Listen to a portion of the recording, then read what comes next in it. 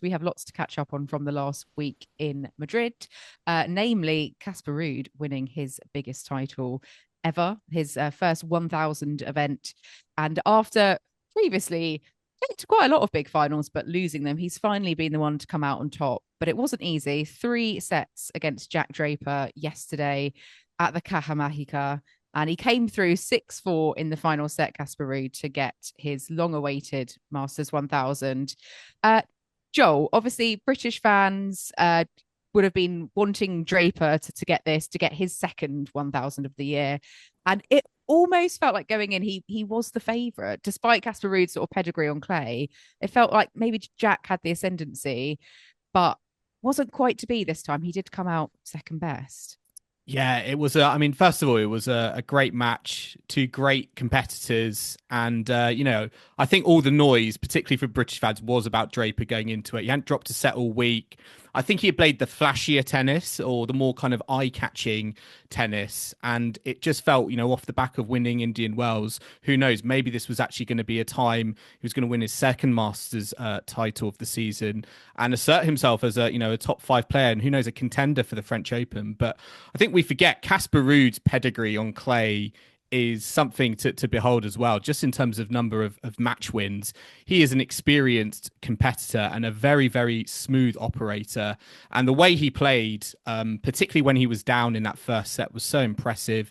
His forehand as well was just magical at times. And what stood out to me was just how aggressive at times he was playing, because although I feel like Draper was doing shots that belonged on the highlight reel, by the end of that third set, honestly, some of those forehands that Casper Ruud was cooking up, I was just like, that is just too good and worthy of being the Madrid Open champion. Yeah, and Chris, what is it that you think finally clicked for Casper Ruud? He's been in a lot of finals before, but what was it that made the difference this time round for him, do you think? I think probably it's a case that he took the ball on and knew that he had to take the ball on, because you are going to have to run down a lot of balls against Jack Draper. He's hitting very big. He's not looking, to play counterpunch. Casper Ruud needs to step in there. And he did. I think this is something I've always thought when I've been watching him, is that he has the game to be more aggressive, but he doesn't play more aggressively. And especially in some of those big finals where he's played previously, he's not asserted himself actually in the match, especially early on. So when that first set started to go away from him, I did think we were looking at a straight sets match, but he really hung in there. And I think a key thing, and something we've asked him about previously, is his serve. Sometimes he does rush it, and he actually slowed himself down quite nicely. I don't think he let the pace of Jack Draper's play necessarily get to him, and he won at 81% of points behind that first serve. And I think that was so key in these big moments, because you think that Jack's got the serve, it's going to be a lot harder for him to break, but actually it was Casper who had a lot more opportunities, it felt, at some of those key moments in the match. So I'm very happy for him. And I shouldn't say this because obviously we're a British podcast, we can't hide that. But I do think Casper, being a 3-time major finalist, he's been so close. I think he deserved one of these, don't you think, Kim? I think so. And he's an all-round nice bloke, isn't he? He is. He's a good egg. It's hard to be annoyed. Mr. Nice Guy on the tour. Draper. He is, yeah. Yeah. I mean, do you think if Draper had got that first set, things would have gone differently? Oh, do you know what? And I do think so. But at the same time, if Casper Ruud can come back from, a breakdown and win 3 games in a row against Jack Draper in that first set to nick it, then again, I think it just shows, that he was there up for the fight. Yes, there was that little dip in the second set, but again, hanging on in at the start of that third set, which felt so crucial. I think he's a deserved champion. And Chris, I think it's interesting what you said about kind of taking the ball on, because I sort of associate kind of Ruud's game, playing very heavy spin, with more typical conditions of like Roland-Garros or the Italian Open in Rome. So I think it just shows the aggression and the mind, that new kind of mindset he's playing with. The fact that he was able to kind of slightly adapt that for Madrid, where the ball goes quicker, they're playing a little bit more altitude. Perhaps is just is that evidence of that, because we would have. Going in, we would have said naturally maybe the conditions favoured Draper, but by the end of it, it just sort of felt like, I don't know, just like a normal clay match. He has these moments, doesn't he, Casper, where suddenly we take him very, very seriously again, and he really does show his worth and his class and his pedigree. And I think quite often he doesn't necessarily produce that at those key moments. And I think in terms of his game, when I first saw him play in Rome years and years ago, I thought it's like Rafa light. He trained at the Rafa Academy. And then Rafa's obviously a great player on grass, all surfaces, whereas Casper hasn't quite done that on grass or transitioned to the grass very Ross is for well. golf. Well, I know he loves the Yeah, golf, but he did say that. I'm just thinking, well, maybe if he takes this aggressive style and puts it on the grass, he might be able to get, a hole in one at Wimbledon. Who knows? Ooh, what a golfing pun there, What Chris. about, I was going to go albatross, but I wasn't sure I could get that in. Albatross. I mean, in fairness to Casper as well, the finals he's been in previously were against, the likes of Rafa, Djokovic, Alcaraz. So he's always come up against, imperious opponents usually. So it's really nice that he's finally got this 1,000. He's ticked the box. I always say that, but onwards to the rest of the clay season, and we'll see what he can do in Rome.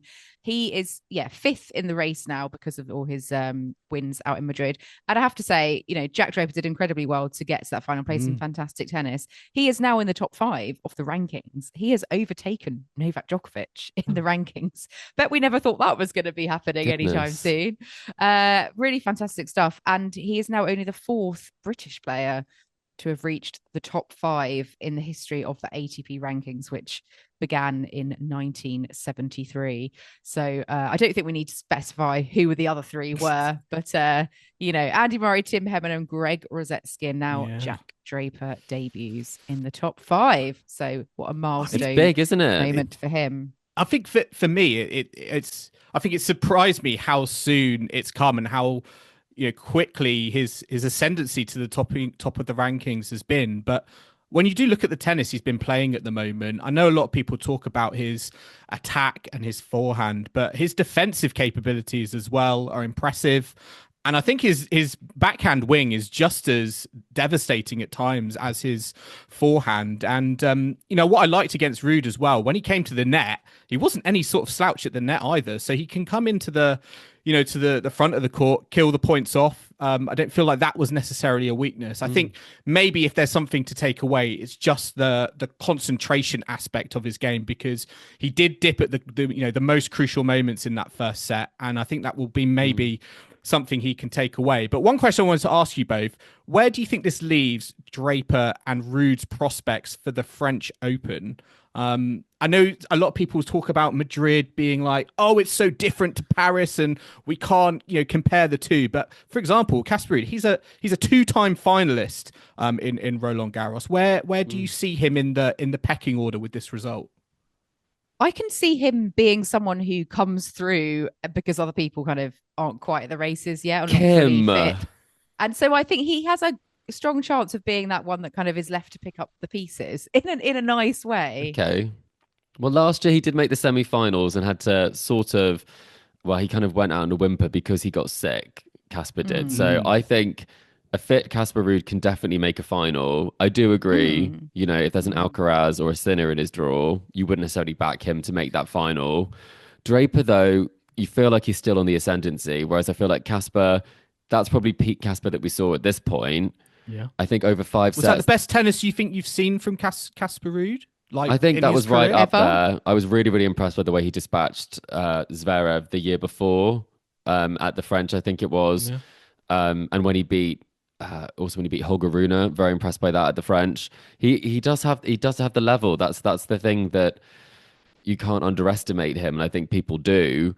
But then Draper, I think he's got nothing to lose. I mean, he lost in the first round of Roland-Garros last year. Yeah. De Jong, I think he lost to in pretty sort of a messy 5-setter, I think. So he's got nothing to lose. He's only got like points to gain. And I think he's very, very motivated to improve. He said after losing this final that the best thing about losing a final is that he knows there's still work to be done. And I think he's doing that work. So it would be great to see if he could get himself into the mix there. And I think he's got as good a chance as French Open contender? Or do we think best of... How could he... of 5 is... Do you think best of 5 maybe goes against him a little bit? If he plays a lot of 5-setters, Kim, do you think he could go all the way? That's the big question. Because in Australia, that was a struggle. He did get a pretty easy draw at the US Open before he ended up going out in the semi-finals. So, He'd need to be winning smoothly and quickly Yes. in the earlier rounds, I think. I don't know if he's We're quite not going to up not back there, Jack, though, but we do think battle strong, you know, for exactly intense 5-setters on clay round after round. But, you know, in Rome, we've got a couple of weeks in Rome. The seedings are going to be decided, aren't they, for Roland-Garros? So Jack may be, you know, able to get into the top 4 seeds. Would help. I mean, that would be chances. that would be a big help, wouldn't it, for Draper? And arguably, that's maybe the one thing that counts against Casper Ruud, regardless of how well he's playing in. His seeding might mean that he's going to face a tricky tie earlier in the tournament. Oh, just on one last thing on Draper, he's only the second player who's a left-hander to reach the top 5 of the rankings as well. Obviously, the other player being Rafa. Who is the other player? I can't think. Who could it be? I'm not sure. There's not many lefties, are there, crazy. Kim? Yeah, I was surprised by that. I just, you know, the likes of, you know, Fernando Verdasco brought to mind, but yeah, he never reached top 5, so it's not as common as you think, evidently. Wow. So yeah, but fantastic stuff coming out of Madrid. 2 worthy finalists and a worthy winner there indeed.